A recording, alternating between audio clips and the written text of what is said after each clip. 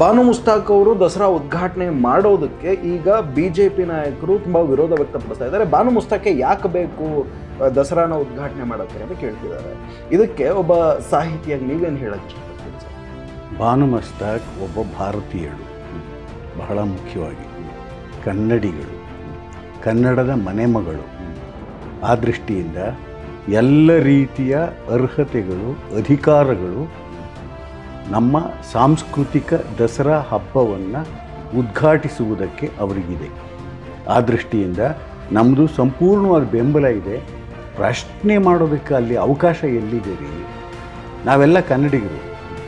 ಈ ಕನ್ನಡ ನೆಲದಲ್ಲಿ ಹುಟ್ಟಿದಂಥ ಎಲ್ಲ ಮಕ್ಕಳೂ ಕೂಡ ನಮ್ಮ ಸಾಂಸ್ಕೃತಿಕ ಹಬ್ಬದಲ್ಲಿ ಭಾಗವಹಿಸುವುದಕ್ಕೆ ಅದರ ಒಂದು ರೀತಿಯಲ್ಲಿ ಕ್ರಿಯಾಶೀಲವಾಗಿ ಅದರಲ್ಲಿ ಪಾಲ್ಗೊಳ್ಳುವುದಕ್ಕೆ ಅವರಿಗೆ ಮಾರಲ್ ರೈಟ್ ಇದೆ, ಅಧಿಕಾರ ಇದೆ. ಅದು ಮಣ್ಣಿನ ಅಧಿಕಾರ, ಅದು ಭಾಷೆಯ ಅಧಿಕಾರ, ಅದು ಸಂಸ್ಕೃತಿಯ ಅಧಿಕಾರ.